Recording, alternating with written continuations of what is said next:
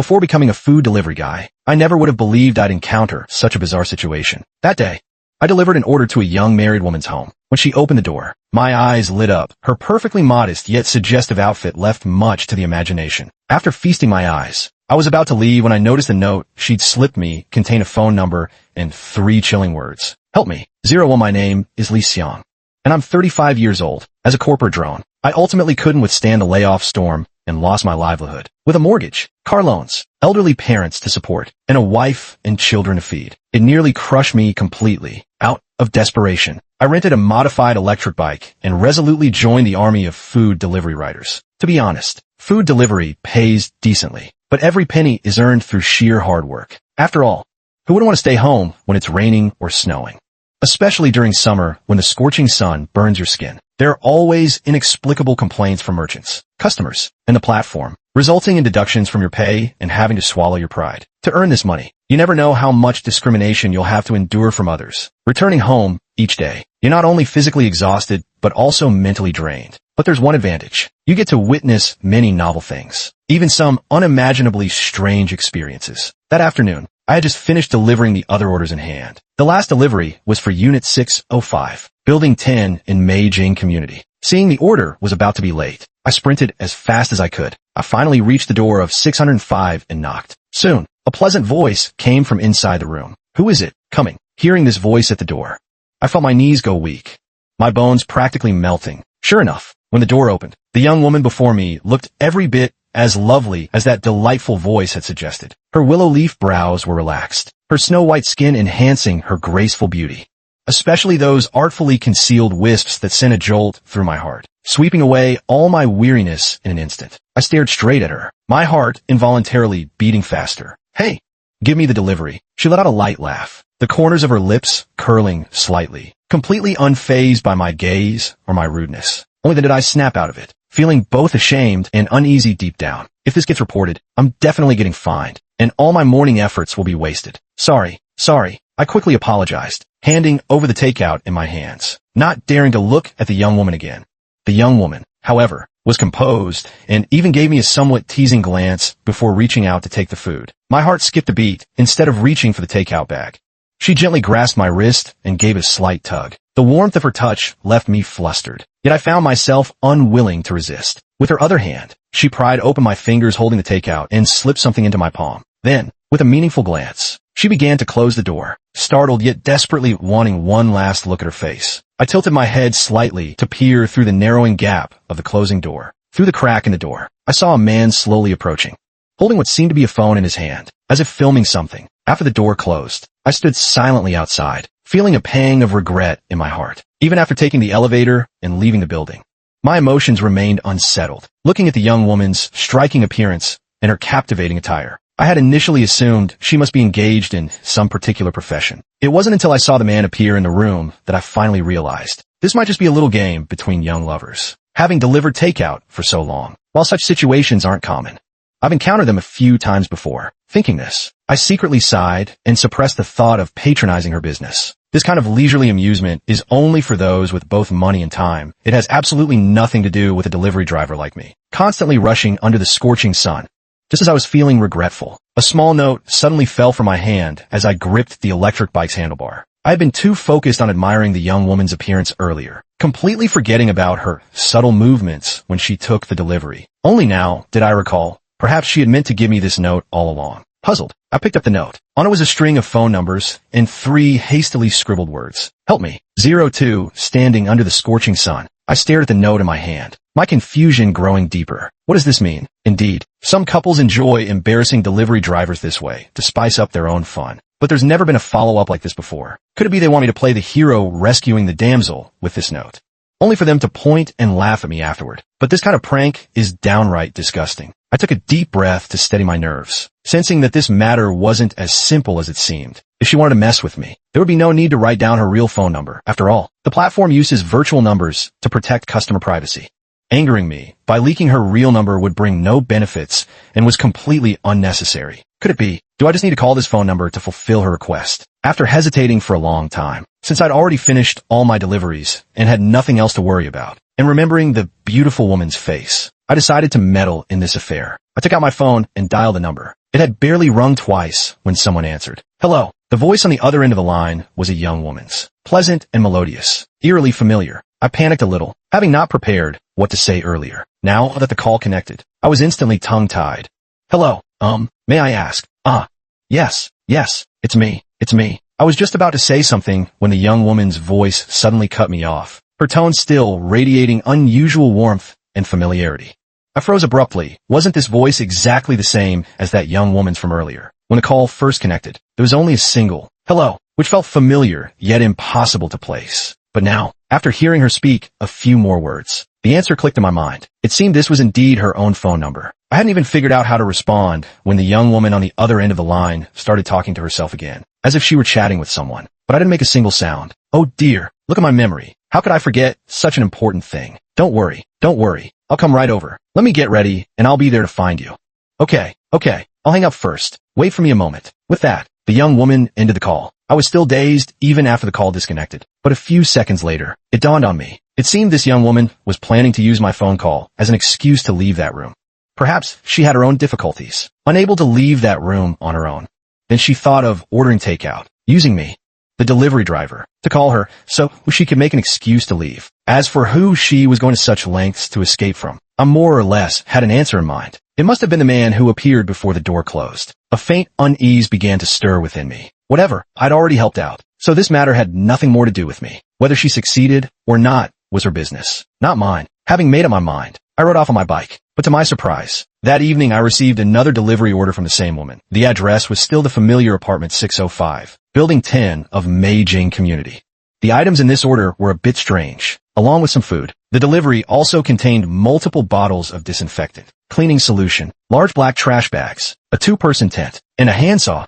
03 When I stood once more before that young woman's apartment door, my knees still felt weak. But this time for a different reason. Last time, it was because of her enchanting voice. This time, it was because of the fear in my heart. Looking at the bag in my hand, cold sweat trickled down my back. The contents inside looked exactly like the kind of tools one would use to clean up certain stains. There was even a half-meter-long handsaw. Could it be that the young woman never actually managed to leave the room? Was she killed by that man? So the man bought these things to dismember the body and clean up the crime scene. The thought of facing a murderer soon made my knees uncontrollably weak, and my legs trembled slightly. But the worst part was that I couldn't refuse this delivery. It was assigned by the platform, and I couldn't call the police either, since everything was just my personal speculation. Finally, after taking several deep breaths, I mustered the courage to knock on the door. This time, no pleasant voice came from inside the room, only the sound of footsteps slowly approaching the door. Pausing briefly before it swung open, standing before me was the same young woman.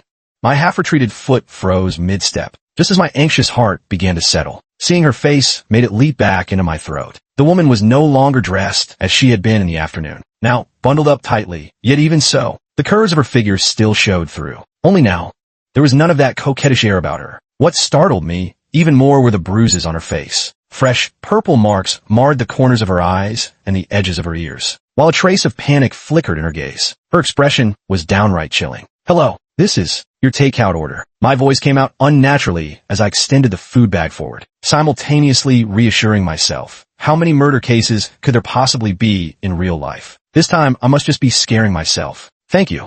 The young woman glanced up at me, forcing a smile that looked painfully strained. She took the takeout bag from my hands. But whether it was because the items were too heavy or she was physically exhausted, the moment I let go, the bag pulled her off balance, and she stumbled forward, nearly falling. I quickly stepped back, watching as she was about to topple over. At the last moment, she grabbed the doorframe beside her and barely managed to steady herself. Are you okay? I quickly asked and reached out to help her lift the bag.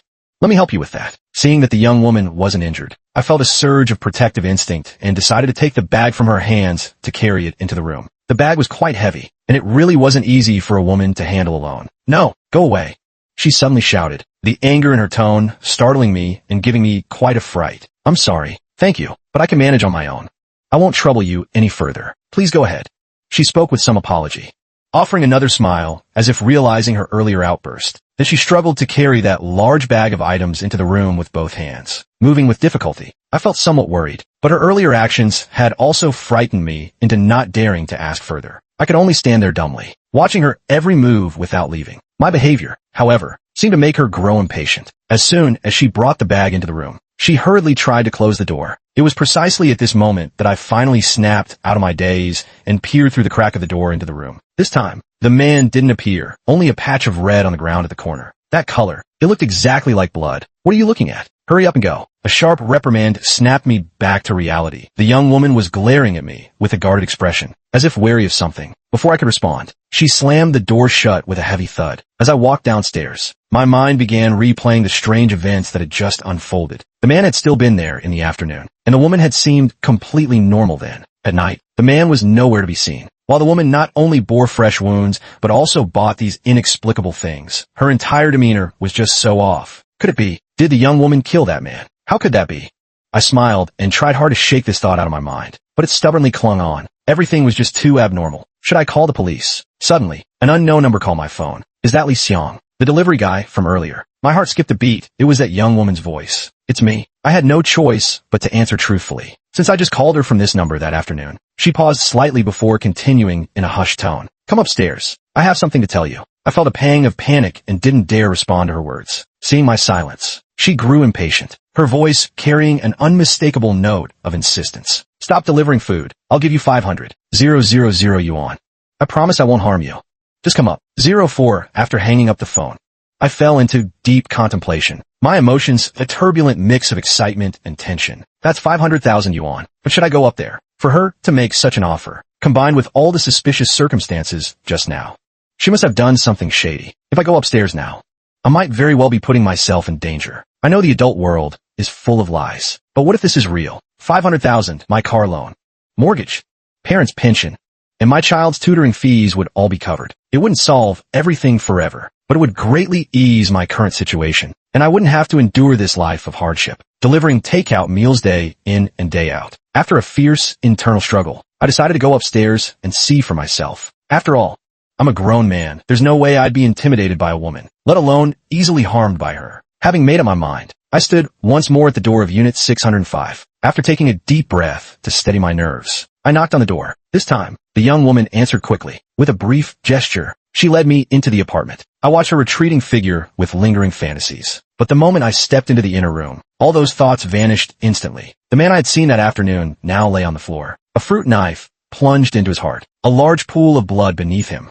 From the looks of it, he had been dead for quite some time, and the room was thick with a metallic scent of blood. Even though I had mentally prepared myself before coming upstairs, the sight before me still churned my stomach violently. My legs trembled uncontrollably, and I nearly lost my balance. Collapsing to the floor, the young woman grabbed me as I tried to leave, her eyes filled with determination. 1 million. I paused mid-step, looking at her with surprise as an internal struggle began within me. Should I really help her? Helping her now would make me an accomplice. I'd surely live in constant fear afterward. But then I thought of my elderly parents, the various household expenses, my wife who had been arguing with me frequently lately, the mortgage weighing on me, the car loan, and so on. Each and every one of these matters made it hard for me to breathe. Although food delivery does pay quite well, how long would I have to toil every day to earn that 1 million? What's more, I'm still young now and can still strive hard. But what about when I get older? After all, it's a job for the young. If my health fails in a few years and I can't deliver food anymore, with no money saved, what will I do then? But now, with this 1 million, all my problems would be solved. I'd have plenty of time to find a new job. Family conflicts and immediate difficulties would disappear, and my quality of life would improve significantly. After a long silence, I slowly voiced the question weighing on my mind. I can help you,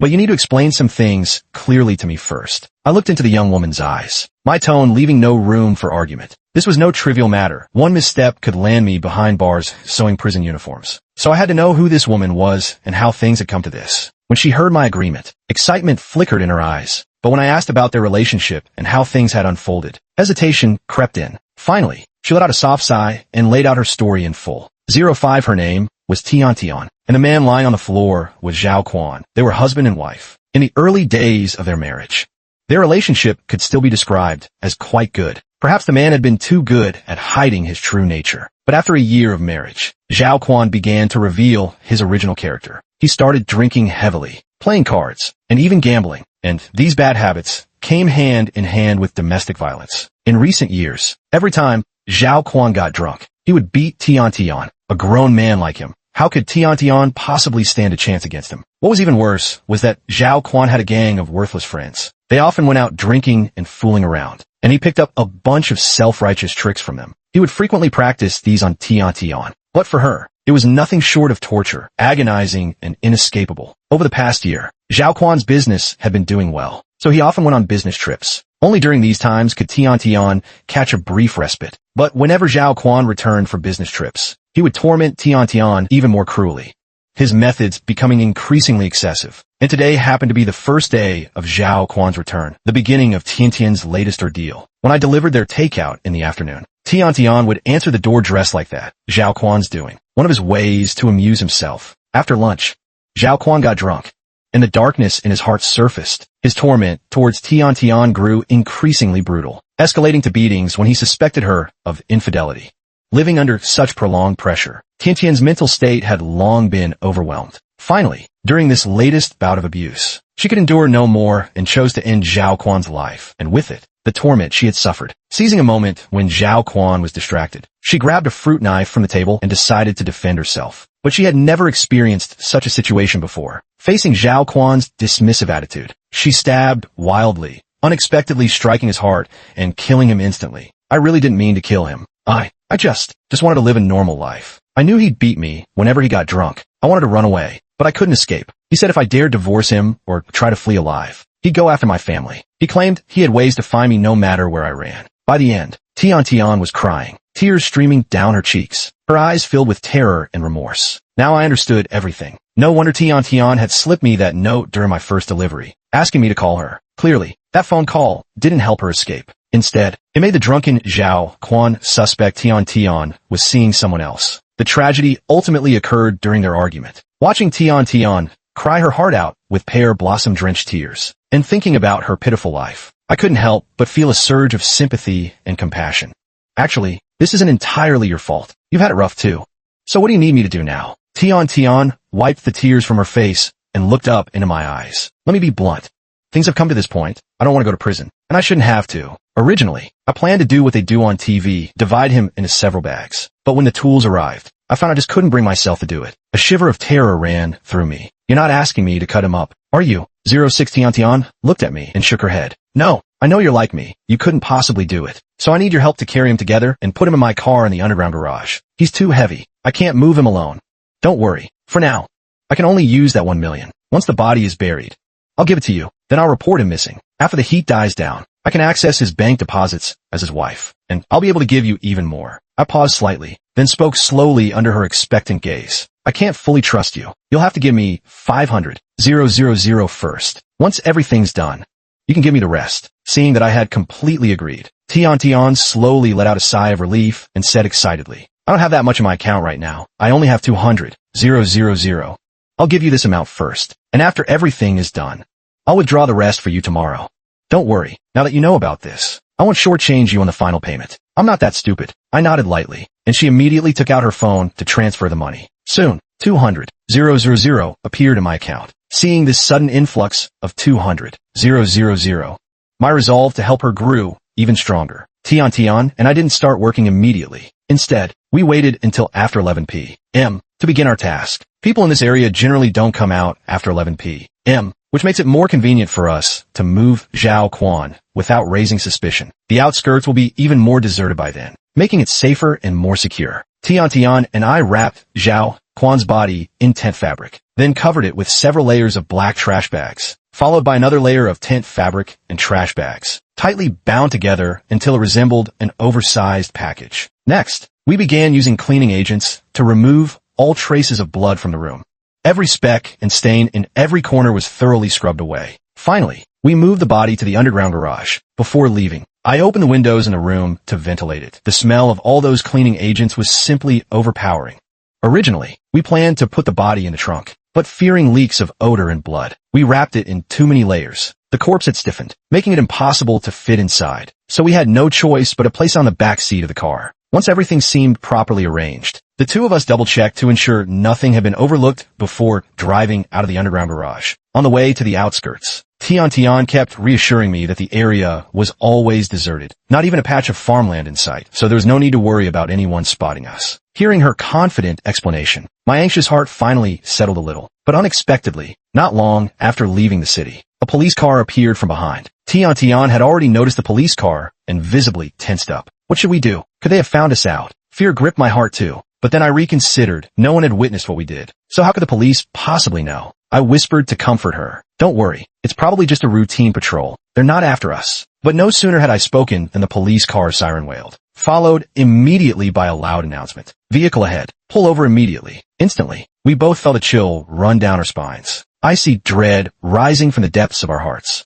07 until I was certain the police car was coming for us. I felt a surge of despair rise in my heart. We didn't know how we'd been exposed, but the police car in front of us was undeniably real. If we stopped for inspection now, the body in the back seat would be impossible to hide. What should we do? Should we just drive away? As she spoke, Tian pressed down slightly on the accelerator. My expression tightened as I quickly stopped her action. Pull over. There's no escaping. Tian's face was pale. Finally, Tian gradually slowed down and pulled over to the side, while the police car behind caught up. A policeman knocked on the window and approached us. While in our hearts it felt as though the death knell had been struck. Tian resignedly rolled down the window, looked at the policeman, and forced a faint smile. What's the matter, officer? The policeman stared at Tian's face for a moment, then glanced at me, sitting in the passenger seat, his brow slightly furrowing. It's so late. Where are you all headed? I was at a loss for words, sweat beading on my forehead from anxiety. I'm taking my friend to Zhao village. There's an urgent family matter there, and they asked us to come quickly. Tian lied smoothly without hurry, while my heart was practically in my throat. Oh, the policeman nodded, then pointed to the back of the car. Even if you're in a hurry, you shouldn't drive so dangerously. Your rear tire is flat. What if something happens driving this fast? I froze. A flat tire. Tian also paused for a moment before quickly opening the car door and stepping out. Oh no, it really is flat. It's already half deflated. Thank you so much. Officer, if you hadn't noticed, we could have been in real trouble. Can you change a tire? Do you need help? The policeman suddenly spoke up, startling me. I couldn't let him help. Right now. Because of us. He hadn't noticed the corpse in the back seat. If he helped change the tire, he'd inevitably look at the back seat. That would be trouble. I quickly got out of the car and stood by the side, making small talk. Really appreciate it, officer, but there's no need to trouble yourself with such a small matter. I've done some car repairs before. I can handle this little job myself. Tian quickly chimed in. That's right, officer. You go ahead with your work. My friend here used to work in an auto repair shop. He's familiar with this kind of job. We wouldn't want to waste your time. The officer looked at me, then at Tian, his gaze shifting between our faces. His brows furrowed slightly, and he wore a thoughtful expression. A sinking feeling hit me. Tian and I were being too eager. Our nervousness was making us act strangely. Repeatedly urging the officer to leave only made us seem even more suspicious. Suddenly, the police officer's walkie-talkie crackled to life. There seemed to be a car accident downtown that required additional personnel, and they were urgently summoning this officer to the scene. Copy that. After responding to the dispatcher, the officer immediately headed for his patrol car, pausing only to remind us to change our tire promptly to avoid any further trouble. We quickly nodded in agreement, and only after the police car had driven far away did we finally let out a sigh of relief. Wiping our backs, we realized cold sweat had soaked through our clothes. Thankfully it was nighttime, otherwise, things could have gone really wrong. Tian and I exchanged glances, both seeing the relief of having narrowly escaped disaster in each other's eyes. Without delay, we retrieved the spare tire and jack from the trunk, swiftly changed the flat tire, and then hurriedly drove Zhao Quan's body to the wasteland on the outskirts. 08 Fortunately, we didn't encounter a single soul along the way.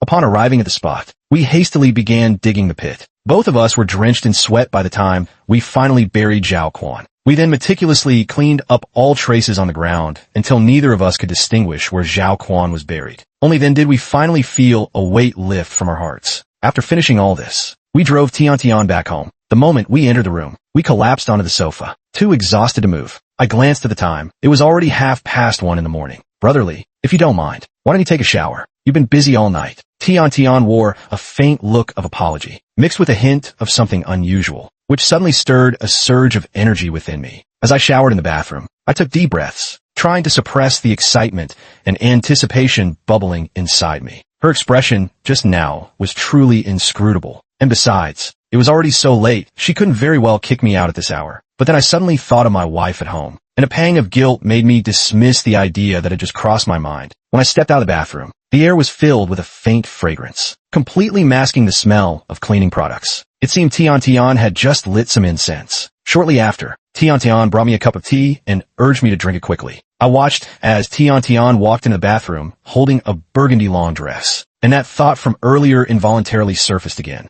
I sat on the sofa, Unsure why, but the longing in my heart grew even stronger, until Tian Tian emerged from the bathroom half-covered, her skin glowing with a captivating fairness under the light, making it impossible for me to suppress the restlessness in my heart any longer. The next morning, when I woke up, it was already noon. My head ached slightly, and I felt completely drained of energy. I reached out beside me, only to find no one there. My heart skipped a beat, and I was instantly wide awake. The room had been cleaned spotlessly, with no trace of Tian Tian left. I called Tian Tian, only to discover she had blocked my number. I wasn't dreaming. Last night's madness still felt vividly real before my eyes. Everything had truly happened, and there were still 200,000 yuan in my bank account. I suddenly punched the wall, boiling with rage. Damn it, that woman tricked me. Instead of giving me the remaining 800,000 yuan, she chose to run away. Panic crept in again as I saw over a dozen missed calls from my wife on my phone. Although it was already noon, the room still felt chillingly cold to me. On the floor before me lay Zhao Quan,